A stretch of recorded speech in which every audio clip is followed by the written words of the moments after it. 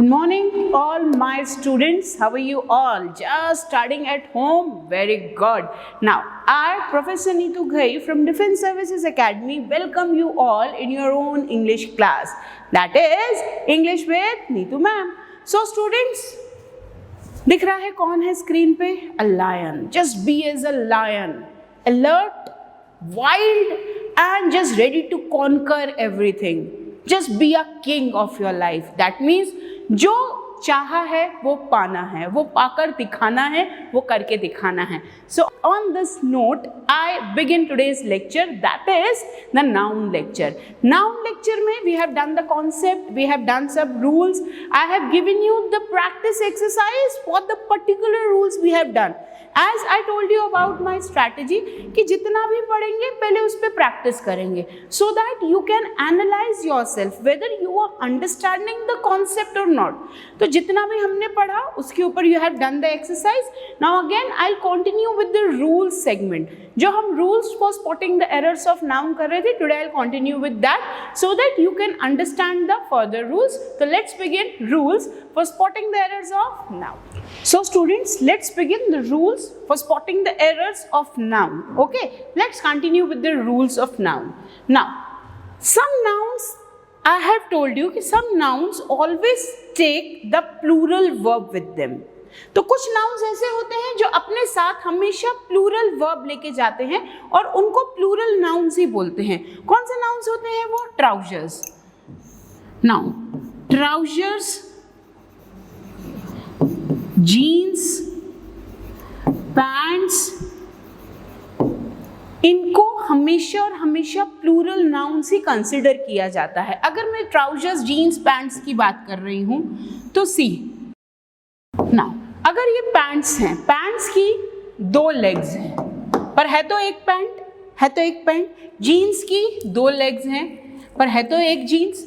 Similarly trousers, pants, jeans, socks, scissors की भी दो ब्लेड्स होती हैं पर एक सीजर्स, लेकिन इनको हम हमेशा प्लूरल नाउन के फॉर्म में ही कंसिडर करते हैं और इनके साथ हमेशा और हमेशा प्लूरल वर्ब ही लगते हैं. याद रखना. See, boxers, jeans, trousers, belongings. We have done this word belongings in the exercises. Okay, belongings आपका सामान, clothes, headphones, goggles, shades, scissors, tongs, socks, shoes, many examples are there.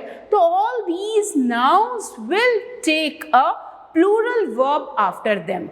Done? See the rule regarding this. Now, the following nouns are always used in the plural form. Just correct this. It is in scissors, goggles, trousers, shoes. This is pants. Clear. Socks, tongs. Tongs क्या होता है? चिमटा या संसी. Okay, tongs. Shades. Now shades, I have told you, shades is the new name for goggles. तो shades और goggles दोनों एक ही. Okay, now jeans, pants, spectacles.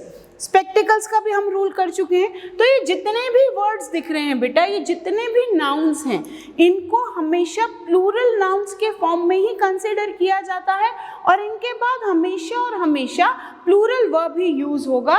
That means या तो आर यूज होगा या वर यूज होगा या हैव यूज होगा. Okay, my shoes are wet. मेरे जूते गीले हैं. अब सी, शूज और आर.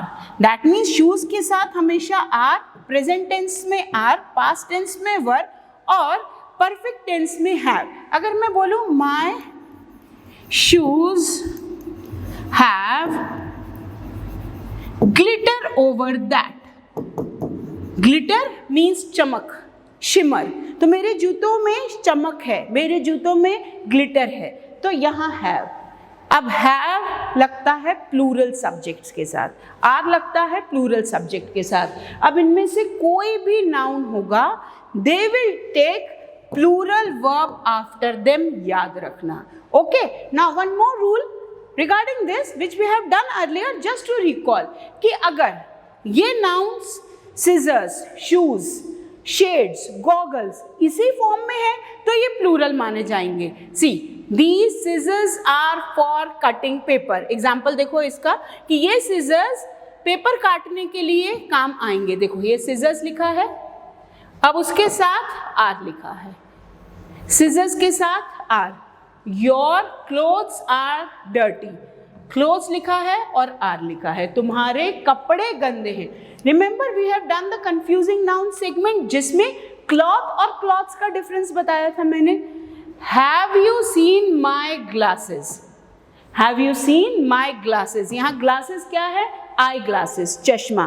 तो क्या तुमने मेरा चश्मा देखा है? अभी ग्लासेस प्लूरल नाउन इसलिए यहाँ हैव लगा है. Okay, now I want to read the newspaper. तो क्या तुमने मेरा चश्मा देखा है? मुझे न्यूज़पेपर पढ़ना है. Clear? The table of contents should not contain any pictures. Clear? तो यहाँ कंटेंट्स और contain, see the thing, contents contain, contents the index. अब प्लूरल सब्जेक्ट इसलिए V1, ये V1 है. V1 प्लस S कहाँ लगता है? सिंगुलर सब्जेक्ट के साथ. क्लियर है? Okay. Now see, some of these noun are often used with the expression a pair of. हम ये वाला एक्सप्रेशन वाला वर्ड भी कर चुके हैं इन द रूल कि अगर आपको ये बोला जा रहा है शूज, तो शूज प्लूरल माना जाएगा, शूज के साथ प्लूरल वर्ब लगेगा. बट अगर उससे पहले a pair of लग गया, a pair of phrase लग गया, तो it will be treated as a singular noun. See, my shoes are lost. मेरे जूते खो गए हैं. Okay, a pair of shoes is lost. एक जोड़ी जूते खो गए हैं. तो जब भी अ पेयर ऑफ लगेगा तो a pair of is considered as a singular subject. और आप इन सारे नाउन्स के साथ अ पेयर ऑफ यूज कर सकते हो. That is correct. See, a pair of trousers, a pair of shoes, a pair of glasses, a pair of earnings. यहां तक क्लियर हुआ? अब ये देखो, a pair of jeans, a pair of slippers, a pair of gloves. तो जब भी a pair of लगेगा इनके साथ हमेशा और हमेशा is, was या has लगेगा. और अगर a pair of के बिना ये nouns यूज हो रहे हैं तो इनको प्लूरल माना जाएगा. Clear? Check out some of the examples. Now अब the next rule, certain collective nouns although they look singular but take plural verb with them. कि कुछ nouns ऐसे होते हैं कि वो दिखने में तो singular हैं, दिखने में singular हैं, but in reality वो plural होते हैं. in reality वो plural होते हैं, इसलिए उनको plural nouns माना जाता है.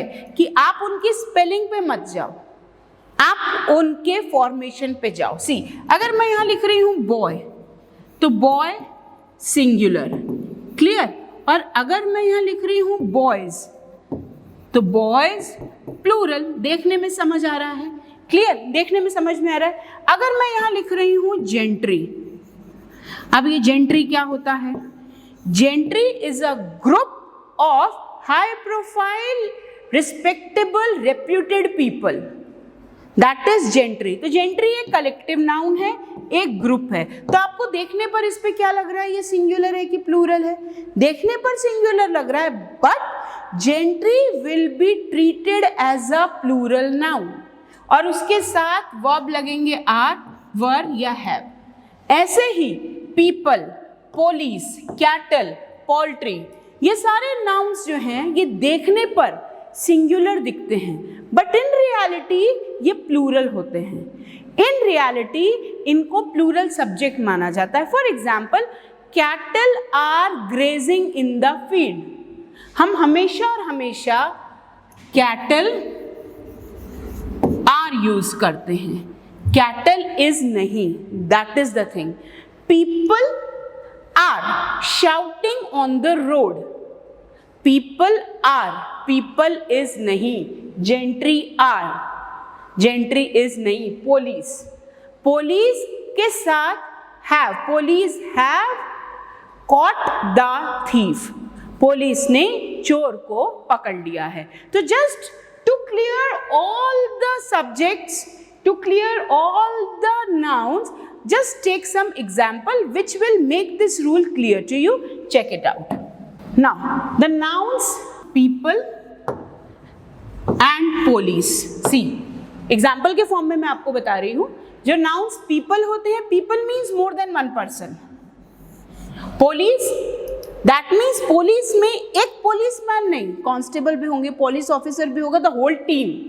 Police is a collective noun, जिसमें group of persons are there. तो people say that the police are investigating the case. तो चाहे people हो चाहे police हो, दोनों को ही plural माना जाता है. See, people say,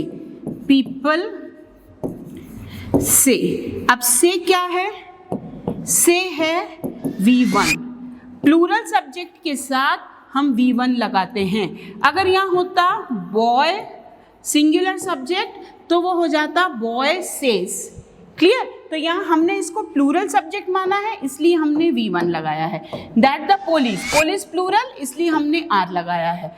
तो पुलिस के बाद इज नहीं, पुलिस के बाद R. Clear?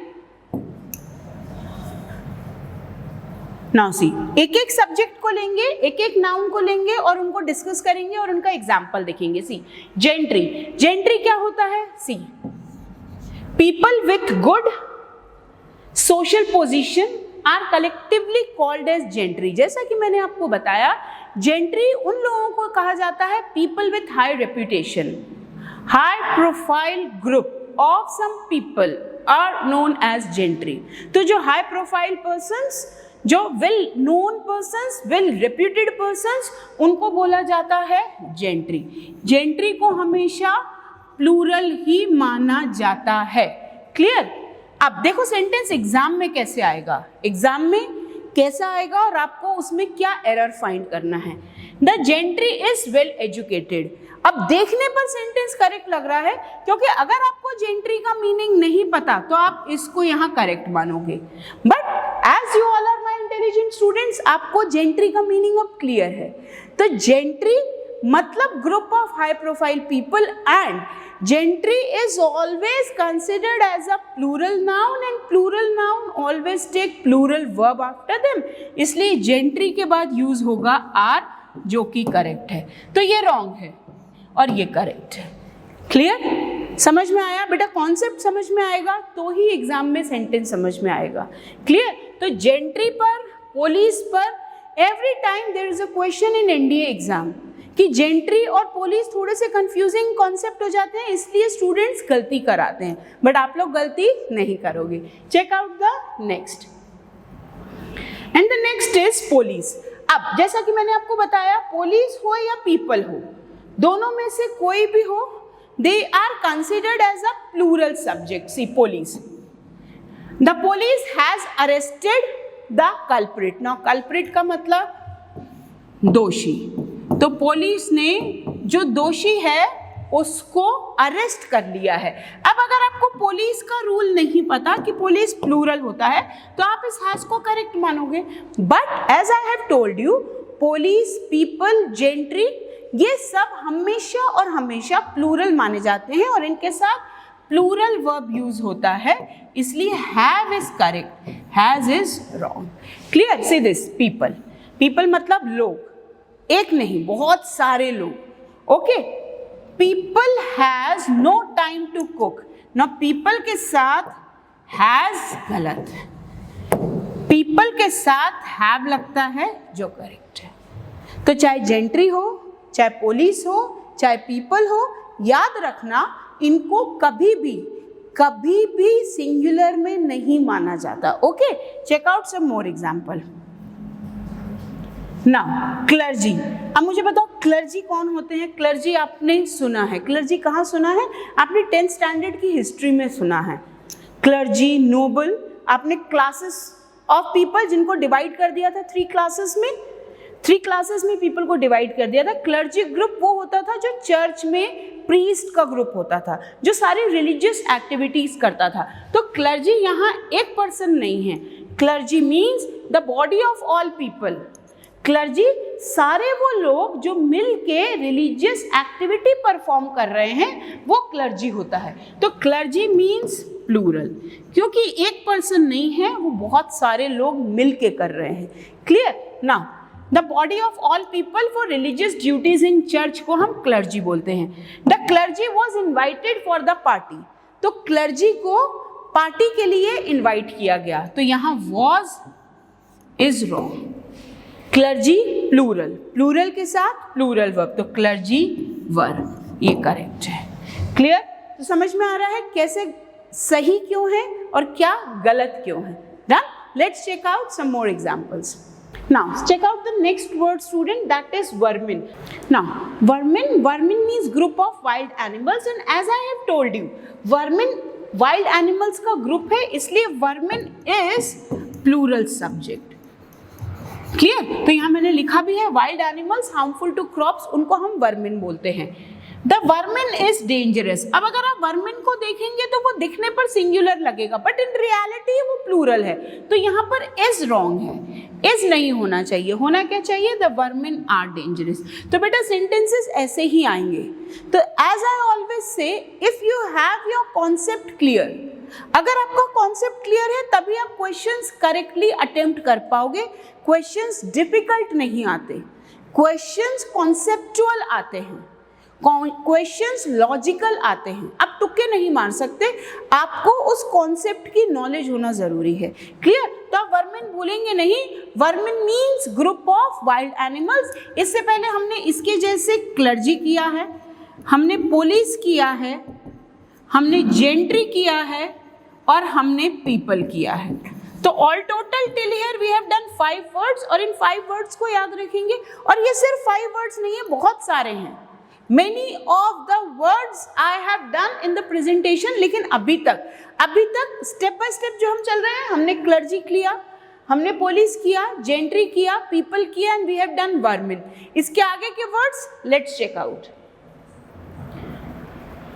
Now next is folk. अब फोक भी आपको पता है, फोक मतलब लोग, पीपल मतलब लोग, तो कंफ्यूजन का कोई मतलब नहीं है। आपको फोक मतलब पता होना चाहिए, आपको पीपल मतलब पता होना चाहिए, आपको पब्लिक का मतलब पता होना चाहिए। पब्लिक मतलब लोग, मिलते जुलते वर्ड्स हैं। सी सम फोक इज अफ्रेड ऑफ पुलिस, कुछ लोग पुलिस से डरते हैं। तो फोक दिखने में तो आपको सिंगुलर लग रहा है, तो यहाँ इज लगा है, but as per the rule folk plural है, तो इज गलत है। फोक के साथ हमेशा आर होना चाहिए, इज नहीं। Clear? Now public, the public is waiting, public is waiting हम बोलते समय ऐसा ही बोलते हैं, बट बच्चा public group of people, group of persons, तो that is plural noun. Public के साथ इज नहीं, the public are waiting. This is the correct answer grammatically. बोलने में हम कुछ भी फ्लो में बोल जाते हैं, but grammatically public are, that is the correct thing. Okay, see the next, and the next is cattle and poultry. See बच्चा मिलते जुलते वर्ड हैं, पीपल, पब्लिक, फोक मिलते जुलते हैं, वैसे ही कैटल और poultry. Cattle group of animals, तो vermin group of wild animals. तो चाहे वाइल्ड एनिमल्स का ग्रुप हो या एनिमल्स का ग्रुप है, ग्रुप तो है, तो cattle that means plural. Cattle हमेशा प्लूरल होता है, और कैटल के साथ इस कभी भी नहीं लगता है। कैटल के साथ हमेशा और हमेशा आर लगता है, दैट इज करेक्ट। ओके, वैसे ही पोल्ट्री, पोल्ट्री आपको देखने पर सिंगुलर लग रहा होगा, बट इन रियलिटी वो प्लूरल सब्जेक्ट है। Poultry is farmed in great numbers with chickens to earn profit. तो पोल्ट्री बहुत ज्यादा प्रॉफिट देने वाला बिजनेस है चिकन्स के साथ, पर पोल्ट्री के साथ इज नहीं, पोल्ट्री के साथ are. Okay, for example poultry is sold here. अब क्या एरर है इसमें? पोल्ट्री के साथ कभी भी इज नहीं लगता, तो ये इज रॉन्ग है। Poultry are sold here, correct? तो you must know which noun is singular, which noun is plural, और वो कॉन्सेप्ट क्लियर होगा तभी एक्सरसाइज क्लियर होगी। अगर कॉन्सेप्ट ही समझ नहीं आएगा तो एक्सरसाइज में सेंटेंस समझ ही नहीं आएगा। तो आई होप जितने भी हमने आज नाउन्स किए हैं, प्लूरल नाउन्स किए हैं, आपको उनका मीनिंग भी पता है, आपको उनका यूसेज भी पता है और उनके साथ आने वाले वर्ब्स भी पता है. तो on this note I and this lecture here. Now these words are not ended here. I'll continue with these words only, the series of these words tomorrow even, ताकि आपको नए नए वर्ड्स पता चल सके. अब ऑनेस्टली टेल मी, आपको gentry का मीनिंग पता था? नो. आपको वोमेन का मीनिंग पता था? No. So these are 2 new words which you learn today. और आपको यूसेज समझ में आया कि जेंट्री क्या होता है, देन उसके साथ पुलिस सिंगुलर होता है या प्लूरल होता है, ये डिफरेंस क्लियर हुआ. तो ऐसे ही बहुत सारे नए नए वर्ड्स लेके I will be here for you tomorrow. So on this note, just take care, be safe and thank you.